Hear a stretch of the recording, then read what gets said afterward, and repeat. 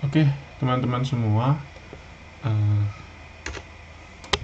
pada kesempatan kali ini kita bakal sedikit belajar bersama tentang aplikasi RStudio. Sebenarnya kita ingin belajar caranya buat word cloud, tapi kita bikin word cloud-nya di aplikasi RStudio.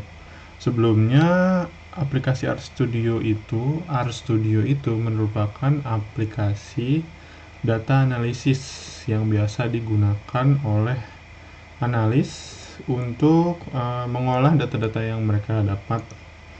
Kemudian RStudio ini juga berguna untuk memvisualisasikan data-data yang dipunya. Dan RStudio juga bisa digunakan sebagai platform untuk membantu tools-tools lain atau kegiatan-kegiatan lain seperti menarik data atau mengambil data dari website atau mengambil data dari Twitter dan lain sebagainya, yang nantinya memang di RStudio ini sudah seperti paket lengkap yang nanti mengambil datanya di RStudio, diolahnya di RStudio, kemudian divisualisasikannya juga bisa lewat RStudio, dan juga bisa disinkronkan dengan beberapa platform lain untuk menjadikan dia lebih powerful. Dan kemudian library-nya juga atau package-package-nya juga lebih lengkap. Nah, word cloud ini sebenarnya apa sih? Mungkin bagi teman-teman yang belum tahu atau belum pernah dengar, word cloud itu kurang lebih gambarannya seperti ini. Jadi dari sekian banyak kata-kata yang ada, itu nanti divisualisasikan ke dalam sebuah gambar yang menggabungkan kata-kata tersebut. Nah, nanti ada yang besar, ada yang kecil, itu merepresentasikan seberapa banyak data tersebut diulang. Misalnya, kalau kita lihat di Twitter kan ada yang namanya trending. Nah, trending itu adalah yang paling besar di word cloud. Jadi, paling sering disebut, kurang lebih seperti itu. Nah, gunanya apa sih? Gunanya yang pertama untuk visualisasi, lebih mudah bagi yang melihat. Jadi bisa lihat nih, mana yang lebih menonjol, atau mana kata yang memang lebih besar atau lebih berpengaruh di sana. Contoh-contohnya misalkan kita bisa ngambil data dari Twitter. Misalkan kita mau lihat nih data atau kata apa sih yang paling sering diomongin di hari ini misalkan. Atau misalkan kita bisa juga ngesinkronisasi dengan marketplace, misalkan ngambil komen-komen di Tokped di sebuah toko misalkan. Jadi kita bakal olah, kemudian kita mau lihat nih kata apa yang paling banyak disebut di toko tersebut, misalkan barang jelek atau barang memuaskan. Nah, kayak gitu. Jadi nanti di akhirnya bisa diambil kebijakan tersendiri setelah kita melihat word cloud-nya atau kata yang paling sering digunakannya apa. Nah, ini contohnya. Kalau di sini misalnya ada big data, kalau di sini jalan-jalan. Nah, membuatnya sebenarnya mudah, cuma ada yang sedikit mau dijelaskan. Pertama itu di RStudio untuk pengenalan awal itu ada yang namanya vektor dan komponen. Jadi kurang lebih bentuknya akan patternnya seperti itu. Jadi ada vektor, kemudian ada komponen, ada penyambungnya untuk menghubungkan keduanya. Nah, vektor sendiri adalah matriks satu dimensi yang berisikan komponen. Komponen sendiri adalah data. Sedangkan komponen itu adalah data dari data yang akan kita gunakan. Misalkan di sini vektor itu harga coklat. Kemudian komponennya ada harga coklat yang 1000, harga coklat 1200, 1260, 1270 atau 1110. Kurang lebih penggambarannya seperti itu. Jadi vektor itu seperti sebuah kotak lah, sebuah kotak. Nah, misalkan di dalamnya ada dalam kotak itu ada permen, ada coklat, ada keju misalkan. Nah, vektor itu kotaknya, komponen itu keju, coklat, dan yang lain sebagainya. Nah, jenis vektor atau kadang-kadang di bahasa lain disebut variabel itu eh, terbagi menjadi beberapa jenis. Salah satunya adalah numeric vector dan karakter vektor. Pembedanya jelas, mungkin teman-teman bisa lihat di sini. Kalau numeric itu adalah menggunakan angka, sedangkan kalau karakter itu menggunakan teks yang ditandai dengan adanya tanda kutip di sini. Nah, ini kan kita pakai coding-codingan ya. Nah, nanti kita bisa juga menampilkan, misalnya setelah kita bikin ini, kita mau lihat nih makanan yang pertama kita tulis apa. Misalkan di sini makanan nomor 1, ntar bakal muncul keju. Misalkan makanan nomor 1170, misalkan apa, ntar bisa kita tampilkan. Nah, tadi kan kita bikin satu kolom, satu vektor. Nah, ini kalau mau digabungkan gimana? Kita bikin namanya data frame. Data frame itu seperti kalau di Excel itu satu kesatuan Excel, kayak kolomnya ada banyak, 1, 2, 3, 4 kolom. Nah, cara bikinnya itu kita menggabungkan. Pertama kita pakai kode data frame, kemudian kita isi makanan sama jumlah. Jadi di dalam data frame ini ada makanan, kemudian ada jumlah. Nah, ada coding-coding yang mungkin bisa digunakan. Pertama itu view untuk menampilkan data yang kita punya. Kemudian itu ada summary, itu menampilkan data analisis sederhana seperti rata-rata, kemudian nilai tengah, dan lain sebagainya untuk si vektor atau data yang kita punya. Oke, kita langsung aja kita langsung saja ke RStudionya. Di sini, sorry, kita hapus dulu. Nah, nanti di sini itu misalkan kita coba ya langsung ini vektor dan komponen. Misalkan kita mau bikin harga coklat, kita ganti deh, misalkan harga keju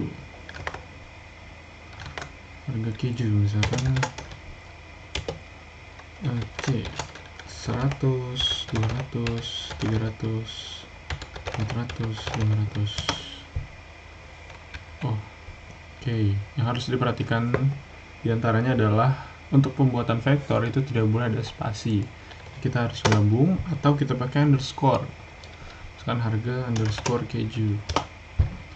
Nah, kita mau lihat nih, misalkan harga keju, view harga underscore keju. Nah, nanti kita bisa lihat di sini muncul di atas. Kalau harga keju itu 100, 200, 300, 400, 500. Misalnya kita mau lihat nih rata-ratanya berapa. Kita langsung summary harga keju. Nah, nanti langsung muncul di sini. Mediannya 300, kemudian rata-ratanya 300, kemudian Q3-nya 400, kemudian paling gedenya 500, paling kecilnya 100. Kurang lebih seperti itu. Nah, kalau misalkan mau buat yang karakter gimana caranya? Misalkan kita mau bikin nama pemilik, kemudian pakai C, ditulis kutip pertama misalkan namanya Riza, kemudian Udin, kemudian Ahmad, berapa ya, 3, 4, 5 kali ya, Ahmad, Riri, misalkan satu lagi Budi. Nah, kita udah punya nih vektor nama pemilik, kemudian komponennya ini. Kita mau lihat misalkan kita view nama pemilik.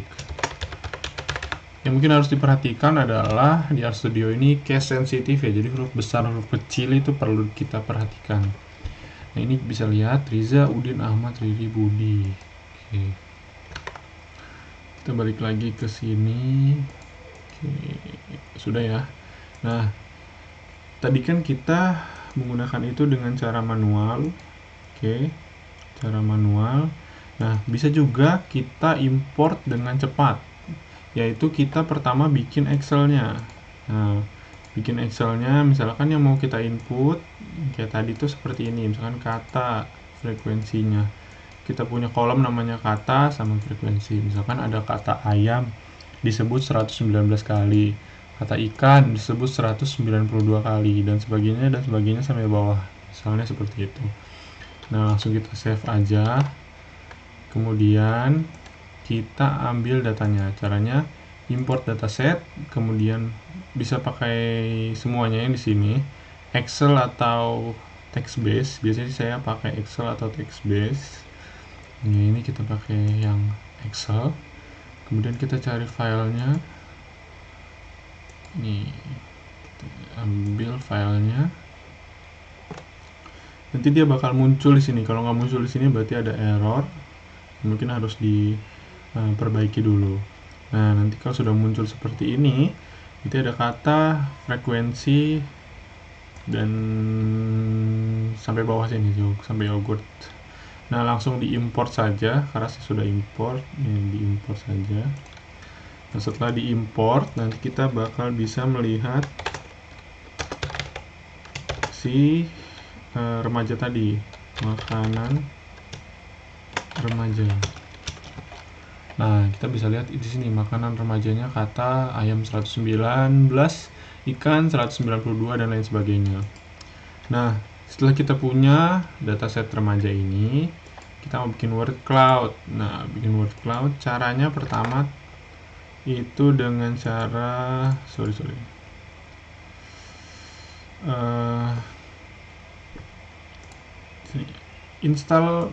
install library-nya, kemudian panggil library-nya, diinstal dulu. Kita bisa copy langsung, install package.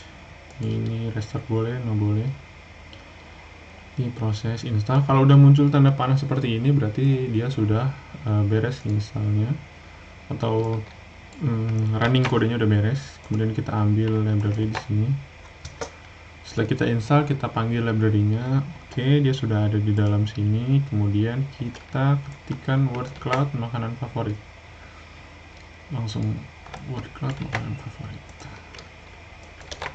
Word cloud makanan favorit. Tadi kan kita sesuaikan. Tadi kan makanan remaja.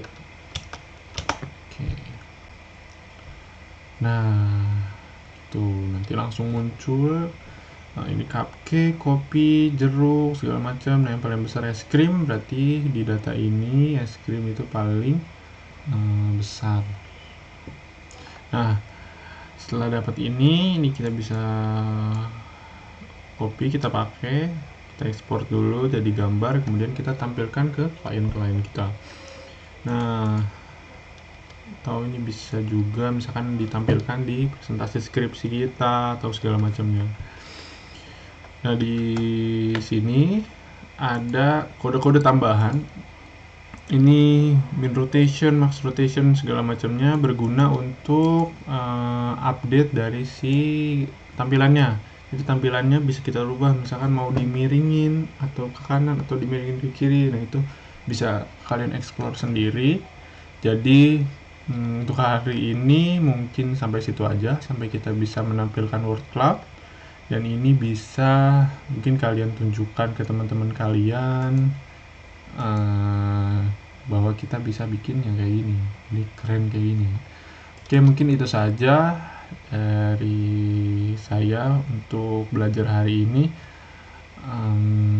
Sampai jumpa nanti di belajar selanjutnya. Thank you.